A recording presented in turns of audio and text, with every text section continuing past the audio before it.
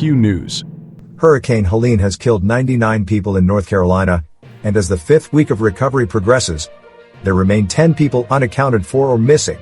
At least one county, Buncombe, where 42 perished, said last week it would reopen the search if new information comes to light for the 10 it cannot confirm. Governor Roy Cooper, in an update early last week, described the unaccounted for number as an estimate and put it at 26.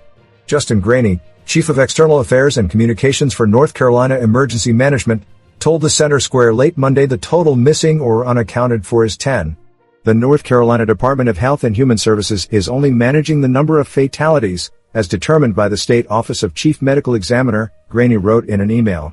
The North Carolina Department of Public Safety is working in collaboration with state and local law enforcement to adjudicate the unaccounted for persons list. 3 fatalities have been reported since Cooper's update. There are going to be some people that we have lost in this storm that we will never find, Ryan Cole told the New York Post on Wednesday. He's Buncombe County Assistant Director for Emergency Services and a former fire chief. Buncombe has a population of roughly 269,000, just under 100,000 of them in Asheville, about 2,100 feet above sea level.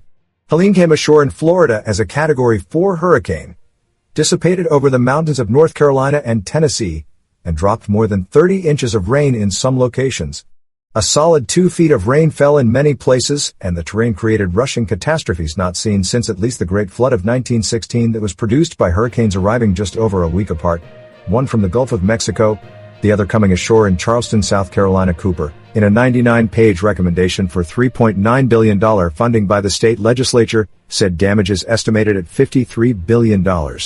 On the occasion of First Lady Jill Biden joining him in Polk County on Friday, his office wrote in a release, the funding put forward by legislative Republicans this week represents just 1/6 of this recommendation and included no funds for small business grants and other key needs. In context, the governor has long criticized the Republican Majority General Assembly since winning election in 2016 for management of what is known as the Rainy Day Fund. In fact, in campaigning he complained about it and has since tried to spend it. 25 years ago, Hurricane Floyd, a once-in-500 years flood, recovery from lawmakers included an $840 million relief package without enough rainy day funds to pay for it. As the new century's first decade moved through tough fiscal times, the state's budget deficit when Republicans gained majorities in 2010 was between $800 million and $1.2 billion.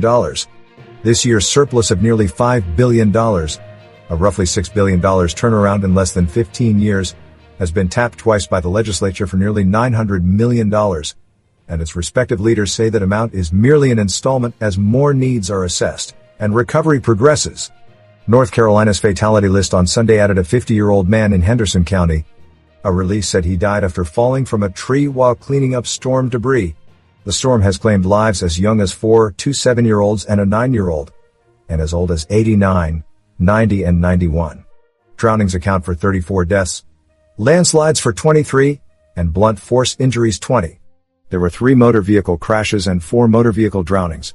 According to PowerOutage.us at mid-afternoon, there were 1,812 without power in Yancey County, 1,263 in Macon County, and 102 in Mitchell County.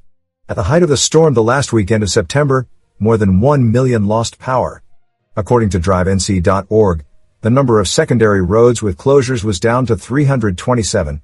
The total in the state because of Helene was at 400, inclusive of 2 interstates, 32 federal highways and 39 state roads.